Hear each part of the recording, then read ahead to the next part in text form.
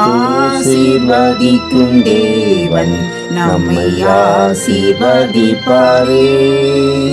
துதி ஸ்தோத்திரம் இயேசுநாதா, துதி உமக்கே என்றுமே. இன்று ஒரு வசனம். இயேசு அவனை நோக்கி, நீ போகலாம், உன் விசுவாசம் உன்னை ரட்சித்தது என்றார். மார்க்கு 10:52. கர்த்தருக்கு பிரியமான தேவனுடைய பிள்ளைகளே, இயேசு கிறிஸ்துவின் நாமத்தினாலே உங்களை வாழ்த்தி ஆசீர்வதிக்கிறோம். இயேசு சுகம் தருகிறவர். இயேசு கிறிஸ்துவிடம் மனிதன் கொள்ளும் நம்பிக்கைதான் அவனுக்கு அற்புதத்தை கொண்டு வரும். பர்திமேயு பார்வை தெரியாதவர். அவர் மனித நேயமே இல்லாத, பிறரின் மேல் அக்கறையே இல்லாத, வழிப்பறி கொள்ளையடிக்கும் மக்கள் வாழுகிற இடமான எரிகோவில் வழியருகே உட்கார்ந்து பிச்சை கேட்டுக் கொண்டிருந்தார். பர்திமேயு பார்வையில்லாதவராக இருந்தாலும் இறைவன் இயேசு மேல் மிகுந்த நம்பிக்கை உள்ளவராக இருந்தார். இயேசு அந்த வழியாக வருகிறார் என்பதை கேள்விப்படுகிறார். இயேசுவே, தாவீதின் குமாரனே, எனக்கு இரங்கும் என்று சத்தமிட்டு கூப்பிட தொடங்கினார். இயேசுவோடு வந்த மக்கள் கூட்டம் அவர் இயேசுவை கூப்பிடாதபடி அதட்டுகிறது, தடை செய்கிறது. ஆனாலும் அவர் மறுபடியும் உரத்த சத்தமாய் கிறிஸ்துவை கூப்பிடுகிறார். இயேசு பார்வை கொடுத்து விட்டால் தான் பிச்சை எடுக்க வேண்டியதில்லை, சுயமாய் உழைத்து வாழலாம். தான் சுயமாக வாழுவதற்கு தடையாய் இருப்பது பார்வை இல்லாததான் என்பதை உணர்ந்த அவர் இயேசுவிடமிருந்து அந்த பார்வையை பெற்றுக்கொள்ள வேண்டும் என்று விசுவாசத்தோடு இயேசுவை கூப்பிடுகிறார். சப்தத்தை கேட்ட இயேசு நிற்கிறார். அவனை அழைத்து வர சொல்லுகிறார். அவன் தான் இனி பிச்சை கேட்க அவசியம் இல்லை, எனக்கு பார்வை இயேசு தருவார் என்ற விசுவாசத்தோடு மேல் வஸ்திரத்தை எறிந்துவிட்டு எழுந்து இயேசுவிடத்தில் வந்தான். நான் உனக்கு என்ன செய்ய வேண்டும் என்று இயேசு அவனிடம் கேட்டார். அவன், ஆண்டவரே, நான் பார்வையடைய வேண்டும் என்றான். இயேசு, நீ போகலாம், உன் விசுவாசம் உன்னை ரட்சித்தது என்றார். உடனே அவன் பார்வையடைந்து இயேசுவுக்கு பின் சென்றார். இயேசு கிறிஸ்துவிடமிருந்து அற்புதங்களையும் சுகத்தையும் ஆசீர்வாதங்களையும் பெற்றுக்கொண்ட நாம் யாருக்கு பின் செல்லுகிறோம்? யாருடன் இருக்கிறோம்? சிந்திப்போம், மனம் திரும்புவோம். இயேசு வருகிறார். ஜெபம் செய்வோம். சர்வ வல்லமையுள்ள பிதாவே, ஆசீர்வாதமான இந்த நாளுக்காய், இந்த நாளின் வசனத்திற்காய் நன்றி சொல்லுகிறோம். உயிர்த்தெழுதலும் ஜீவனுமாகிய ஆண்டவரே, எங்களுக்காக புதிதும் ஜீவனுமான மார்க்கத்தை உண்டு பண்ணி தந்தமையால் உம்மை துதிக்கிறோம். இந்த விசுவாசத்தின் பூர்ண நிச்சயத்தை எப்போதும் காத்துக்கொள்ள எங்களுக்கு உதவி செய்தள்ள வேண்டும் என ஜெபிக்கிறோம்.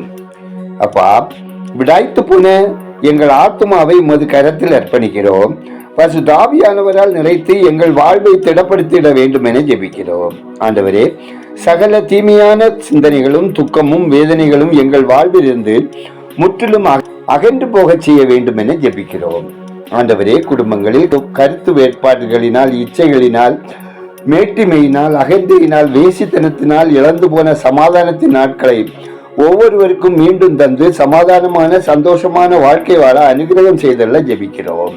ஆண்டவரே, இன்று ஒரு வசனம் கேட்கிற ஒவ்வொரு மக்களின் தேவைகளை சந்தித்து அவர்கள் பலவீனங்களை, போராட்டங்கள் அறிந்திருக்கிற நீர் அவர்களுக்கு விடுதலை தந்து அவர்களை ஆசீர்வதித்திட வேண்டும் என ஜெபிக்கிறோம்.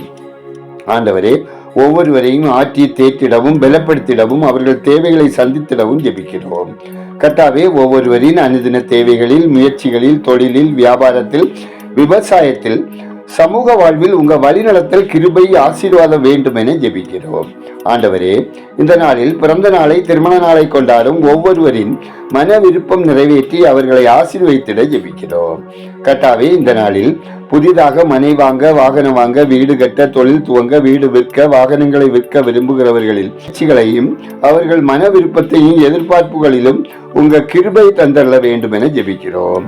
கர்த்தாவே, பாடுகள், கஷ்டங்கள், வியாதிகளினால், கவலையினால் மனம் பேதலித்த மக்கள் வாழ்வு சீரடையவும் சமாதானமான வாழ்க்கை வாழவும் தேவன் வழிநடத்திட வேண்டும் என ஜெபிக்கிறோம். கர்த்தாவே, சமூக வலைத்தள பாவங்களினால், மது, போதை, கஞ்சா போன்ற தீய பழக்கங்களினால் பாதிப்புக்குள்ளாகி வியாதிப்பட்டு கடன் பிரச்சனைகளினால் வேதனைகளோடு வாழுகிற மக்கள் வாழ்க்கை சீரடைய செய்து அவர்களை ஆசீர்வதித்திட, அவர்கள் பாவங்கள் மன்னிக்கப்பட மனம் திரும்ப தேவன் கிருபை செய்திட வேண்டும் என ஜெபிக்கிறோம். கர்த்தாவே, எங்கள் தேசம் ஆசீர்வதிக்கப்படவும் மக்கள் இரட்சகரை அறியும் அறிவில் வளரவும் மூட பழக்கங்களிலிருந்தும் மாந்திரிக வல்லமையின் கட்டுகளிலிருந்தும் விக்கிரக வணக்கங்களிலிருந்தும் அவர்கள் விடுதலை பெற தேவன் வழிநடத்திட வேண்டும் என ஜெபிக்கிறோம். ஆட்சி பொறுப்பில் உள்ளவர்கள் உண்மையாய், நீதியாய், நேர்மையாய் ஆண்டவரே, உமக்கு முன்பாக உத்தமமாய் தங்களை காத்துக்கொள்ள மக்கள் வாழ்வில் அக்கறையுடன் செயல்பட தேவன் வழிநடத்திட வேண்டும் என ஜெபிக்கிறோம். எங்கள் ஜெபத்தை கேட்பவரே, அதற்கேற்ற பதில் தருகிறவரே, உமக்கு நன்றி சொல்லுகிறோம். துதிகனமையுமே உமக்கே செலுத்துகிறோம். இயேசுவின் நாமத்தில் ஜெபிக்கிறோம் எங்கள் ஜெபங்களும் நல்ல பிதாவே, ஆமேன்.